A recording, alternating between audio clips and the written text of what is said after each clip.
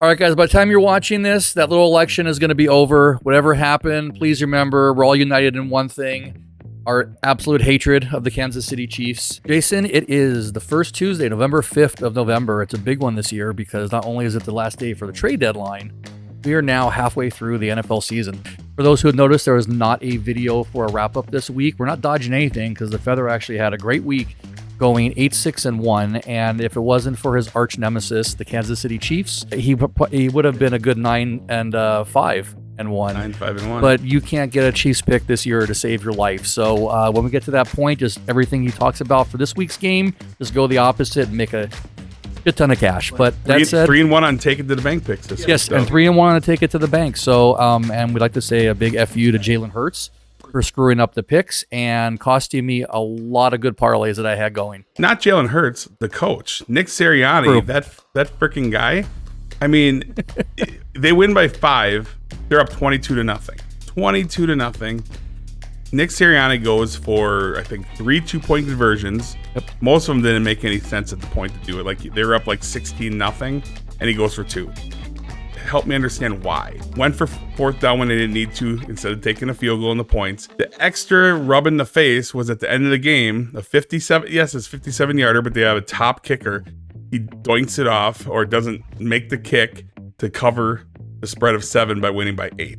Otherwise, we would have went 4-0 on Take It to the Bank this week. You know, Nick Sirianni, you are my garbage coach of the week. I think there's a couple of teams now we can definitely see their season is over, and we'll talk about those. Let's go ahead and jump into Week 10, and this will be the Feathers picks on trading deadline, and that election thing is today too, I think.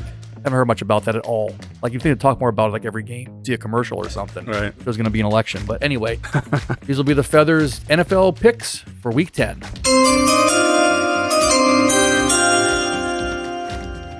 Let's get started here. Anything important you got to throw out before we... No, I mean, not too much going on in the trade deadline. As we go through the picks each week, each game, I'll break down if there's any changes, I guess, quickly. Otherwise, yeah, let's get into it. And we got a good one for Thursday Night Football, though. Yeah, let's fire away with that one. We're going to be starting off with the Cincinnati Bengals sitting at 4-5. Are they possibly the best 4-5 team in the NFL? The Cincinnati Bengals are the best 4-5 team. They got the win last week, and they actually covered nicely. They should be way better than 4-5. They should be no worse than 6-3. But they got a challenge here. So the Bengals are on the road, taking it to the Baltimore Ravens, who are sitting at 6-3. Ravens right now, at recording on Tuesday, minus 6.5-point favorites. Big game. I mean, Khalil Herbert one of the trades the Bengals needed with Moss going out on the IR, needed a running back. They took Khalil Herbert for basically a bowl of soup. 7th round draft pick from the Bears. He didn't play much for Chicago, so what does that say about him? But they needed depth, and he was decent the year prior. Now they're going to Baltimore, where Baltimore smashed Denver last week after coming off a loss to Cleveland the week prior. And the Ravens are atop division, right there with the Pittsburgh Steelers, who are coming off a bye. The Bengals, T. Higgins, as of right now, is questionable. Without him, they still managed to win convincingly. This time around, I think, with or without the T. Higgins, I'm liking them to win this game potentially, but definitely in a division battle. They are on the road in Baltimore, but 6.5 is too many points for this Bengals team that I feel could and does need this win. They could pull this upset, but worst case scenario, I think it's going to be like I called the Miami Bills game. Miami didn't get the win last week, but they did cover. And I think the same thing's going to happen here, where the Bengals could upset and win outright, but they're going to cover the 6.5, take the Bengals plus 6.5 against Baltimore all day long. Boom. You think it's going to be a big scoring game on this one, or do you think it's going to be more a defensive slog, even if it's going to be close? No, there's going to be some offense. The Bengals defense still is their flaw. Their defensive backfield is a bit of a struggle. The Ravens defense, as far as passing game, is middle of the road as well. This game's going to be an offensive battle, I believe. I believe that it's going to go probably over for the over-under, I think, is how I feel. There's a bonus right there. Here to here, over, under. Whatever it is, take it to the bank. All right, let's move on to the next game, going on to the last early morning of the game, a year, I think. And yeah, we're giving Germany a doozy here. My New York Giants are the road team, sitting at 2-7, playing the Carolina Panthers, who are also sitting at 2-7. So there's a good trash bowl we're sending over to this matchup in overseas. Germany is the equivalent to the U.S. sending a case of, basically flat, stenchy. It's skunk beer. And that's also insulting because Germany is known for their beer. Right. And that would be a massive insult. This is literally the skunk beer game of the decade right now. I mean, the Giants 2-7, the Panthers 2-7. The Panthers, I think they got rid of just one of their players in the trade deadline. No, Jonathan Mingo. So the Panthers got rid of Deontay Johnson last week, and now they got rid of their young talent, Jonathan Mingo. So I think that they're going to have the tackles playing wide receiver this week. Probably, I don't know. I'm not going to give much thought to this. I think that neither team, who cares who wins? This is like preseason at its best right now. But we're going to go with the Giants just because I can't take the Panthers by default. So we're going to go Giants. Please don't bet this game. If you want to bet this game, you might as well just flip coins with your buddies for money because this game is a shit show. But take the Giants -5. Hey, come on. At least we'll get something out of it. Maybe is Carolina tanking? Well, the Giants should be tanking. We should be tanking. This is like the team of tanking. Like game end in a tie. Tank bowl. They're going to come to an agreement 0-0 tie. All right. Next up, we have Sunday morning, 10 a.m. back on American soil. Buffalo Bills leading the division, sitting at 7-2 against the Indianapolis Colts, sitting at 4-5. Buffalo Bills are the 4-point favorite on the road. Bills playing really well, 7-2. Colts 4-5. Colts are at home. We obviously know Flacco's going to be the quarterback, barring injury the rest of the year. They need to get Michael Pittman involved. Jonathan Taylor definitely needs to do better. He's back from injury a couple weeks ago, getting his feet going. The Bills, this seems trappy, right? Because Bills -4, when you see how the Colts played last week and how they've been, it seems tricky. The line seems fishy. I'm going to roll with the Bills. If you can buy the point to get it down to 3, it's up to you. I don't always advise that, but in this case, I feel like that's some weird spot that the Bills don't cover. They win by 3. I don't see a path for them losing. I mean, granted, the Bills and Josh Allen have been known to crap the bed occasionally on games they probably should win. This is kind of setting them nicely on the road as a road favorite to do so. I'm not picking this upset because I just don't think the Colts have it right now. Bills -4. Boom. Making some progress here. Let's go on to the next morning game. And okay, your favorite, Minnesota Vikings, sitting at 6-2. Where are they in the division with 6-2? Are they second? Or they're second? Yeah, okay. they pulled back ahead of Green Bay. That's right. So Minnesota Vikings are 4-point favorites on the road against the 2-7 Jacksonville Jaguars. This one also feels trappy a little bit to me. Yeah, once again, it's back-to-back games that are road favorites. The road favorites, and they're both 4 points. I mean, Jacksonville isn't that. They're banged up at receiver. They're just not playing well. The Vikings got rid of their kicker. They actually, their kicker that had been really good actually up until that game. As far as what I heard coming over here, they did get rid of him, and now the Vikings have a kicker that has not ever made a kick in the NFL. I'm trying to make us not digress, but you said something interesting this Sunday, and you're right. It's hard to believe there's not 32 people walking this planet who can make kicks consistently, and all these teams this year are struggling so much. They're nailing 47 and 51-yard field goals, and they're missing 2 extra points in the same game. It's the inconsistency. It boggles my mind. There's got to be 32 kickers that are like automatic. It should be almost boring at this point, like a video game. You're probably on the shortest leash of any player on a team. You miss 2 or 3 kicks, you're suddenly like looking at a pink slip in your locker. Right. That's how it's still done. Because they have one job to do, and if they don't do it, they're gone. It's weird. Kickers a lot of people want to do away with kickers in the NFL, but I think it's a cool aspect because then you have the 2-point conversion situation. Like last night, the Chiefs they could have lost the game once again, but they did. But Tampa Bay gets a touchdown, down 1, kick an extra point to go to overtime, or go for 2 with 18 seconds to win the game outright, and they opt to go kick the extra point. Go for 2 there on the road. That's like textbook. These guys are all about analytics. Textbook. Go for 2. Get the win. If you lose, you gave your best effort, but don't go to overtime where Patrick Mahomes probably gets the ball and does what he does over and over again. Is it safe to say you were disappointed and angry at the Chiefs once again? Well, of course, that we pick them and they don't cover the damn spread. They win by 6 and the spread's 9. So anyway, here we go. Vikings, Jaguars, and I'm going to go with the Vikings, -4. They should win. I don't have a lot of faith in Jacksonville. It is a road game. Minnesota did have some issues last week in general, but this offense is too strong. Aaron Jones is running well. Sam Darnold didn't look great. Made some mistakes. Jaguars at 2-7. I think they're going to be mailing it in the rest of the year. Vikings -4. That hurt to say. Can you give us a skull? No. Okay. I tried. Let's go on to our next game again. Okay, here we go. We got an interesting one potentially in the works here. 6-2 Pittsburgh Steelers on the road. How happy are Commanders fans this year? This is unexpected by anybody, I think, on walking the planet, including most of the Commanders players. But they're sitting at 7-2 atop the NFC East, and they are the 3-point favorites at home against the Pittsburgh Steelers. Important game for both teams. Commanders have gone from last year's worst to this year's first. Commanders fans have a lot to be happy about. Russell Wilson came back, and he's been great. This team all around, their defense has been great. And I like the Steelers in this one. The Steelers and the points +3. We're going to take the Steelers +3. The upset is going to happen most likely, but I love the points. The Commanders defense is suspect a little bit. And I think this Steelers defense is going to be able to do enough to slow down Jaden Daniels in this offense.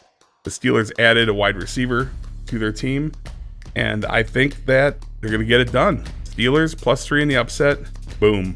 Kind of think the Steelers with Russell Wilson, I think that experience, I think they're going to find ways to pick apart the Commanders. Yeah. I'm not sure if the Commanders were ready for this level of success, and it works until it doesn't. And this could be maybe a game where they suddenly start coming back down to earth. Just my own personal thought. Yeah, I agree. Now, since you brought up fantasy football, up here, Mike will post a score in the Mike and Feather Fantasy Football League this year, and I'll go first year. I played Mike this week. I took him to the woodshed, as you'll see here. 206 points to maybe $170. He put up a big effort, though. He got some huge points out of 2 of his players late. Even had D-Hop last night that put up a big game, but I still beat him down like the Giants have been beat down year after year. Do you ever think maybe I just let you win so I wouldn't listen to you bitch about it for 3 hours and figured that part of my life was better to have than to win? Cue the violin. All right, let's go on to the next game. We are looking at the Atlanta Falcons, 6-3 on the road. Well, talking about one of the teams, definitely another team, season's over, gone. Offensive coach gone, right? I believe. The head coach. Head coach. I'm sorry, and somebody else too, I thought. But either way, head correct me. coach is gone. Yeah, and they traded their best defensive player, Lattimore. Yes, I saw that today too. So let me rewind that. Atlanta Falcons -3 on the road at the 2-7 New Orleans Saints. How happy with the Saints? Wish they were 2-0 still. I had these 7 games back. Do you remember when the Saints were 2-0 and they put up, I think, 94 points, 90 plus, points, yeah, in the first 2 games, and everyone's like, Saints, Saints, Saints. This is another game, though. It feels trappy to me. Falcons, only 3-point favorites on the road. Now, when a coach gets fired, there's always that, like, boost. You know, for some reason, the next week, you know, whoever takes over coaching, the players rally. But there's not going to be a rally here because they have Derek Carr. Him and his brother combined for literally the most losses both their careers. Like, it's crazy. The Carr brothers have lost so many football games. They literally have made it an art form. And as far as that goes, I'm rolling with the Falcons because there's just no way, even though it's a road favorite again, a lot of road favorites this week.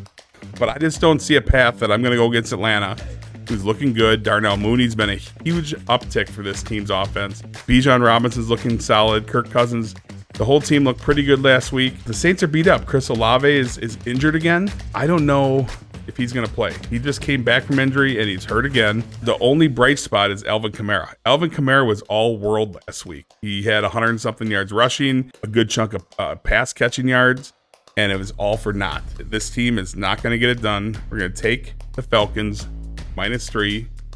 Boom. I'm 0 for 8 on the Chiefs, people. I believe I'm 0 for 8. Whether I bet on them or against them, I can't get it right. No matter what. I mean, I'm not picking against them all the time. I'm picking for them. And well, here today you're picking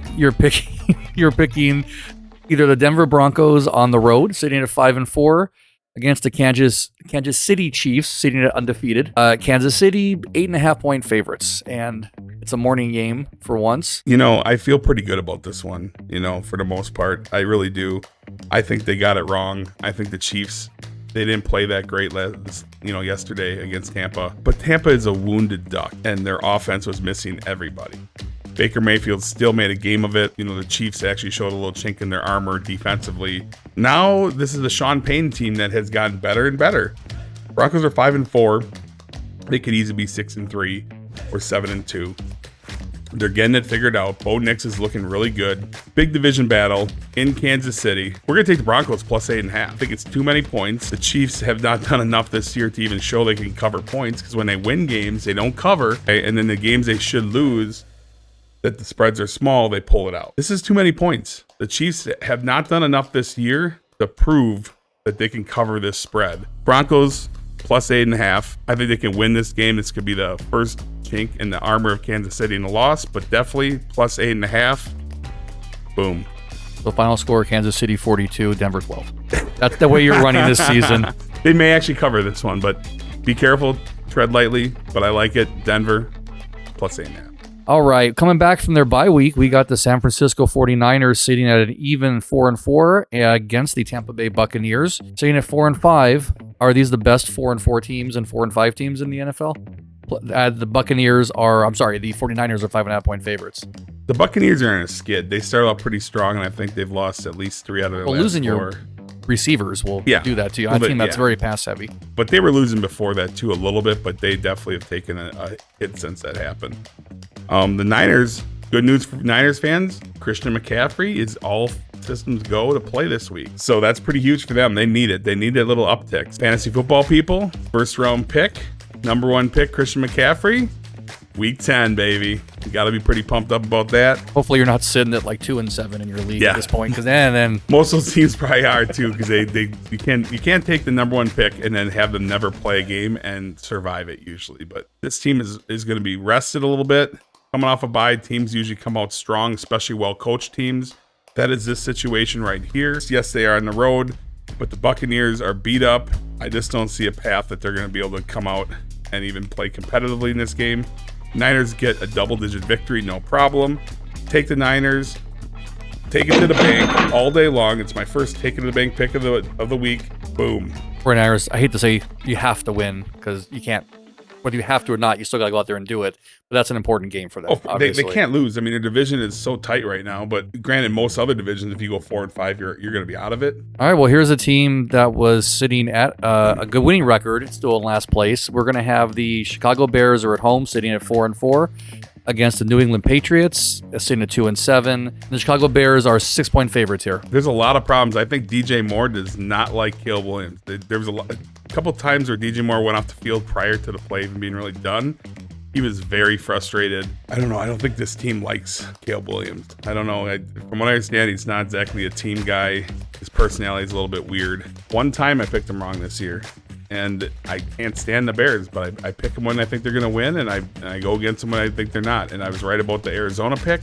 That was a take it to the bank pick as well. The Patriots, Drake May, he's looking all right. But the Bears, this is a big one, because if they lose this one, they literally are pretty much out of the division mix and hunt. Now they're basically playing for a wild card if they get a loss. 6 points seems a little bit much. Vegas kind of overshot that, but I think the Bears going to get the cover. Take the Bears. -6, as much as it pains for me to say.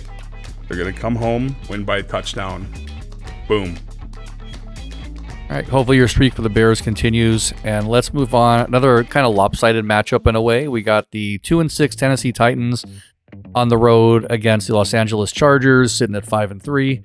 And the Chargers right now are 7.5-point favorites. That sounds like a big spread. Chargers 7.5-point favorites. Jim Harbaugh is figuring it out, though. Granted, their wins that they have are not exactly top-notch teams, but the Chargers used to be that team that would lose those games. They're playing solid fundamental football. They're not making Justin Herbert do everything. They're based on running and defense. Jim Harbaugh is bringing a winning culture to this organization that literally shares a stadium with the Rams. They're trying to get their own identity. Jim Harbaugh is trying to show them that, hey, we could do this. We don't need to rely on Justin Herbert. Justin Herbert's having the best passer rating of his career, even though he's having way lower yards per game, touchdowns per game. In the end, they're buying into his package and his system. And the Titans, on the other hand, are really missing wishing they didn't fire Mike Vrabel. This team is terrible. Titans across the board in every aspect. They could do nothing right. Their quarterback situation is a dumpster fire. Who's going to be this week? I don't know. Mason Rudolph probably again. I don't know. But the Chargers, 7.5 is a lot for the Chargers, you think, and I hate that hook. But either way, the Chargers at home, to a Titans team that basically is dead to rights, done. Chargers get the cover. They're actually going to win one. I think the Chargers win this one by 14 plus points. Take the Chargers to the bank all day long. The Chargers get it done. And Jim Harbaugh goes to 6-3. They're probably not going to be able to catch the Kansas City Chiefs this year for the division, but they need to keep in line winning to lock up a playoff. And that was also our first afternoon game. I forgot to mention that. We're moving on. This is Sunday at 1:25 p.m. Wow, you think on a schedule in preseason, this is going to be a huge implications. And in a kind of way, it's an important game for Philadelphia. The Philadelphia Eagles sitting at 6-2 against the beaten, battered, and poorly coached Dallas Cowboys. I'll save you the effort of insulting Mike McCarthy today. Then at 3-5, and there's the meme going around. Did Dak Prescott say, "We fucking suck"? Did he say "I fucking suck"? Did he say the coach? He said somebody. No, he said we suck. We suck. Yeah.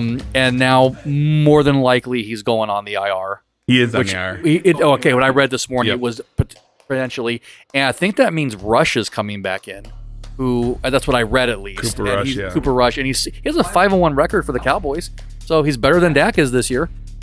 Yeah, and a little bit cheaper too, I think. I mean, talk about the worst money anyone. Jerry Jones is, could wipe his butt with $100 bills, so he doesn't care. But $60 million in Dak Prescott. Dak should have said, "I fucking suck." Okay, because he is garbage. Dak Prescott is the most overpriced quarterback probably since Jamarcus Russell, Daniel Jones. You're going back. We could put a top 10 worst paid quarterbacks ever, but Dak, you're out the next 4 weeks, so you can go work on your new house. You and Martha Stewart can go work on your new house you're gonna build, and maybe she'll do the decorating for you. The Eagles, this coach, Nick Sirianni, they could be the worst 6-2 team. I mean, they're good, and I shouldn't say the worst 6-2 team, but really, they need to get their act together. Really, the only one standing in the way of the Eagles' success is their coach. I don't know if it's ego or, whatever it is, but he needs to figure it out because he's taking too many chances and doing too many stupid things that he should not be doing, and it's detrimental to the team. And it almost cost them. They almost lost to Jacksonville. Jacksonville had a chance to win the game when they were up 22-0. CeeDee Lamb is not going to play. He's got a shoulder injury. He's not going to play. They have no quarterback, although the quarterback that's coming in is probably going to be better than Dak Prescott. It's probably an upgrade. It comes down to will the Eagles cover the spread. Nick Sirianni, being that it is the Cowboys, he's going to want to jam it down their throat because that's how he is. He's going to want to run up the score. So take the Eagles, cover no problem. Take the Eagles to the bank all day long. They're going to wipe the Cowboys out. It's going to be ugly. I think the Eagles win by 20 points, maybe more. If they can run it up, they will. They're going to cover the 7 on the road. Fly, Eagles, fly. Take it to the bank.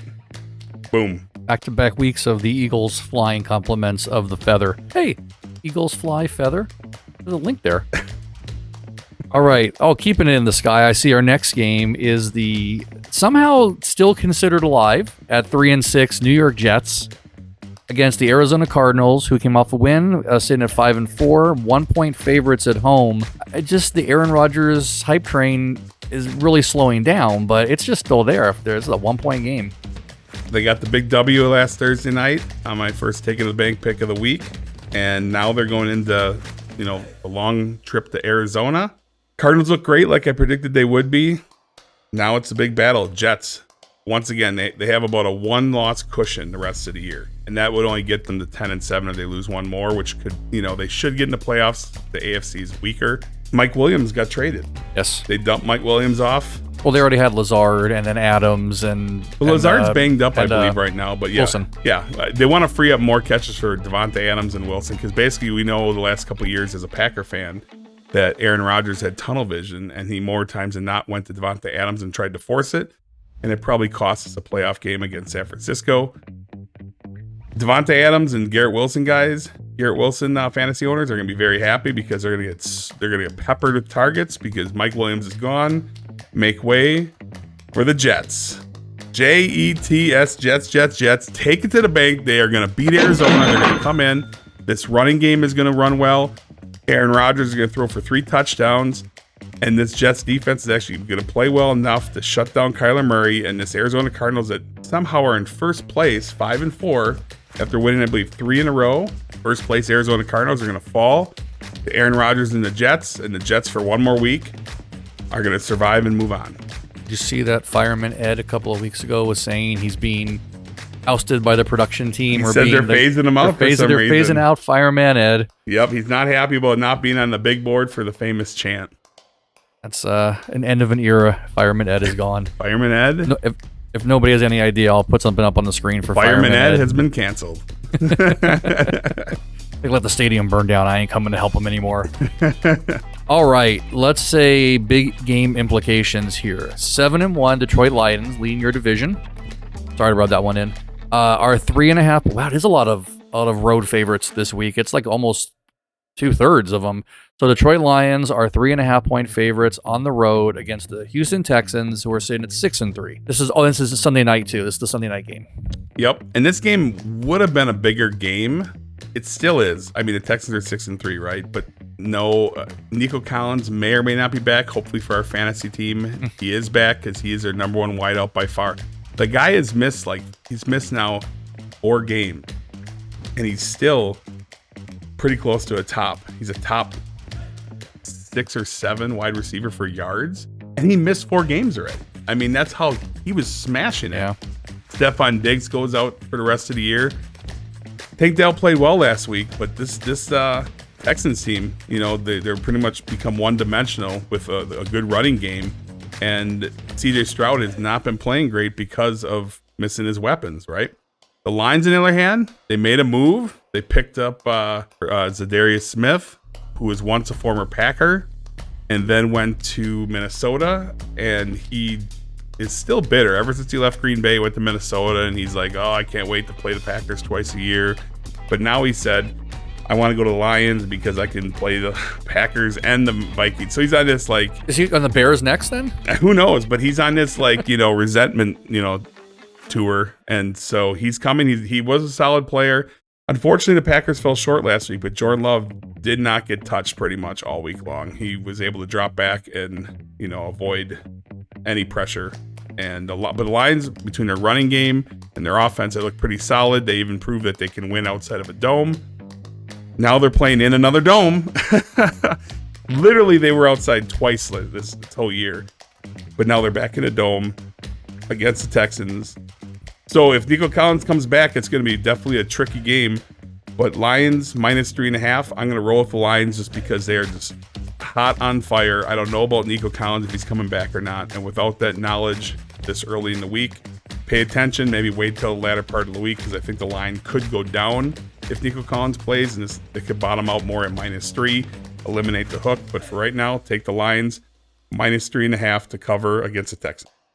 All right, take us home on Monday night. Miami Dolphins on the road, 2-6. Disappointing season for the Dolphins out there. Are taking it on the road to the Rams, who are sitting at 4-4, and the Rams are a 2.5-point favorite. Yeah, the Rams. Puka comes back, and he thought he was Mike Tyson last week and threw a nice little punch and got it ejected. But the Rams went into Seattle and beat Seattle without Puka. So that was pretty impressive. Matt Stafford's playing good when he has his weapons going. Denard Robinson, their wide receiver 3, is playing well. The Dolphins, on the other hand, are just terrible. I mean, they've been very bad. I picked them right. I took the Miami Dolphins to cover against Buffalo, and I said that Buffalo, if they won, would win by 3, which they did. Miami covered, but they lost, which means now Miami is in the danger zone. Okay, they can afford to lose probably one more game. It's not going to be this week. The Dolphins plus 2.5. We're going to take the Dolphins. They're going to get the win because this team is still too talented. I mean, Devon Achane was awesome last week. Try that one again. Devon Achane, whatever, however it goes. Their running back is a beast. Devon Achane, whatever you want to call him, he's awesome. He's solid. Take this Miami team. Tyreek Hill's going to have a big game. I just think the Rams are going to fall short. The Dolphins are in a must-win situation. The Rams obviously are in a winning situation too, but they're in better shape than the Dolphins by far. It seems fishy to have I mean, the Rams favored by only 2.5, 4-4 against a 2-6 team is all you need to know. Seems like, oh, that seems like a pretty good option. No, the Rams are losing this game. Dolphins 2-6, get the W, go to 3-6, and survive another week just like. All right. Well, there's some land and sea there. All the fish and the Jets, and hopefully these teams figure it out because there's a couple of teams that are done. Panthers done. There's so Saints many. done. There's so many bad teams. There's Jags done. Pats done. There's going into this week. There was 7 2-7 teams or whatever it was. A lot of bad football. Yeah, a lot of bad football, and I think honestly, what it is that a lot of these coaches don't have the experience. It used to be like Bill Belichick coached for like 12 years or something like that before he became a head coach. A lot of these coaches are coming in with very little experience. Like, oh, they spent 1 year as a coordinator, head coach. And you're seeing all these coaches that are 30-something years old, and they're not ready for it. Just like these young quarterbacks are getting thrown in the mix. These coaches are getting thrown in the mix. They're not ready. I mean, I understand that the league's changing, and you don't need all the old head coaches. But guess what? The reason why those coaches were solid and good is because they paid their dues as coordinators and moving up the chain, and that's not happening. Now everyone's getting forced in to be, everyone wants to be the young, hip coach. You know, every team wants to have the young, hip, Matt LaFleur and Sean McVay and Mike Shanahan, and those guys are working out, right? But then there's a whole bunch of them that aren't working out. And these teams are suffering because these coaches come in young and they hire these young coaching staffs and they're not getting it done and they don't know how to turn things around. All right, guys, by the time you're watching this, that little election is going to be over. Whatever happened, please remember we're all united in one thing, our absolute hatred of the Kansas City Chiefs. Be safe out there. Look out for your families and yourselves. And remember, we're lucky enough to be in this country, regardless of what's going on, where we can watch nonsense like this and throw money to the wind against the outcome of a dead pig being tossed across a fake grass field. That's my outro. Jason, anything from you? Nope, I'm good. See you at Westgate, guys, this Sunday. And until then, take it to the bank. Boom.